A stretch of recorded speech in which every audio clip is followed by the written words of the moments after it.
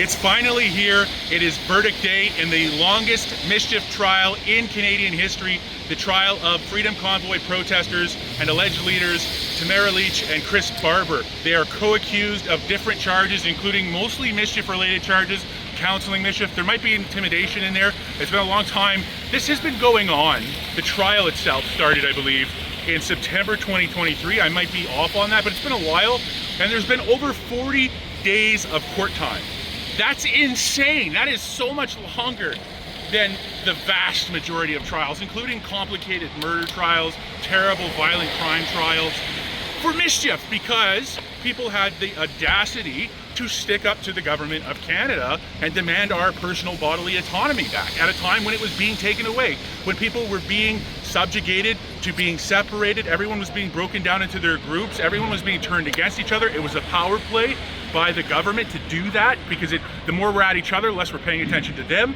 And it was a total overreaction to the whole situation. People's small businesses were closed. Your small business, your restaurant, your mom and pop stores closed down, but go down to Costco, go down to Walmart, go down to McDonald's for the largest wealth transfer in human history, one of them.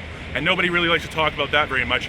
That was decimation of our small businesses. People's livelihoods were, people were, oh, it's a choice. You had a choice whether to do that or not, to take that medication. No, you didn't, because in many cases, most cases, if you didn't take it, then you were fired.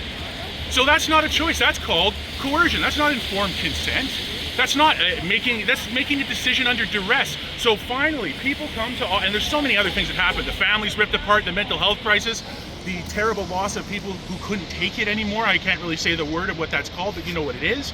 Unbelievable hopelessness. But finally, a light in the dark, this Freedom Convoy comes here to Ottawa for 3 weeks by the grace of God, peaceful. There's not people smashing and rioting and breaking windows. There's some honking, there's some fumes, there's some community cookouts and barbecues.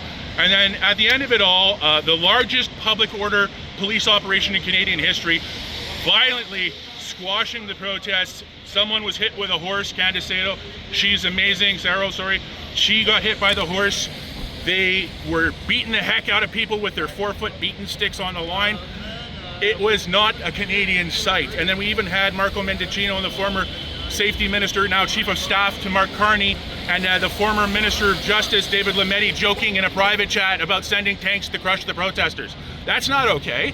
And then the legal advice given to the government about invoking the Emergencies Act, we'll never know what that was. It's nonsense. We, in this country, were in a dark place. Convoy came, brilliant, brilliant, brilliant, peaceful, and at the end, everyone cracked down.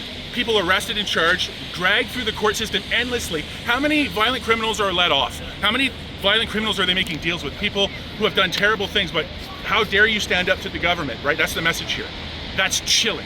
That's chilling. There was no recourse for people who didn't want to deal with that, right? They tried petitioning MPPs and MLAs and MPs and councillors, and they were laughed at, told to F off, whatever. And so they finally came to Ottawa, our nation's capital, to be heard, and it was heard effectively because Saskatchewan, Alberta, day one, I believe it was, the convoy rolled in. Quebec canceled a planned tax on they were going to tax people who refused the vaccine. That's tyranny of the highest order. Canceled day one of convoy, thank God. And then we had Alberta commit to ending it. We had Saskatchewan commit to ending their mandates. Finally, Ontario dragged it out, and the last person who dropped the mandates, like more than a year later, was the federal government out of spite for people getting on planes and trains and traveling, coming into Canada, which was just done to spite everything. All the provinces, basically, maybe BC and Quebec had a couple of rummaging things after that, but still, ridiculous that we went through this. It was an economic calamity, the likes of which we haven't seen in many years anywhere. It was an abuse of human rights on a scale that's not justified. And in fact, the federal court, Justice Mosley, found that the government's invocation of the Emergencies Act and also the freezing of bank accounts was ultra vires, beyond the authority of the government, and that they abused the rights of the people, the complainants, and also they didn't have the justification for invoking Canada's equivalent of martial law. And that's what Emergencies Act is, to do that largest police clear out. So today, Tamara Lich, Barber, mischief charges for daring to stand up, for being a voice during that time, and a voice of reason, mind you. The video evidence we see, there's no video evidence in these court cases where I saw Tamara doing this, I saw Chris doing that. It's their videos. And then what are they saying in their videos? They're like, stay peaceful, listen to this, right? we're here to send a message, but don't be doing something that you shouldn't be. That's the overwhelming message we heard again and again. We heard the intricacies of police liaison team logistics. We heard the intricacies of OC Transpo emergency stops, temporary stops. We heard about all of this. We heard from former manager of Emergency Protective Services, Kim Iott, testify about his walks, his observations. We heard about the good faith deal from Serge Arpin and others, Serge Arpin, former Chief of Staff to former Ottawa Mayor Jim Watson. We heard about this. And, sorry, we just have people arriving. We're gonna have to film some stuff. We gotta finish this up. But we heard all of this and very, very little direct evidence, if any at all. And when we did hear direct statements, it was stay peaceful, follow the law. We had a right to stand up. We had a right to have our voices heard, and we have a right to redress, all right? Thank God for the Freedom Convoy. Thank God for Tamara and Chris, and whatever happens today, Tamara and Chris are heroes. From Ottawa, I'm Ray Blend, Chris Stacey behind the camera. Thank God for Tamara and Chris, and thank God for the Freedom Convoy, because we already won. You know why we won? Because we have each other. That's right. Thank you, Justin Trudeau, also for that. Absolutely. We have an amazing community that we formed. Your timing is incredible. And there's a lot of people showing up now to show support to Tamara and Chris on their day of their verdict. It's going to be a good day.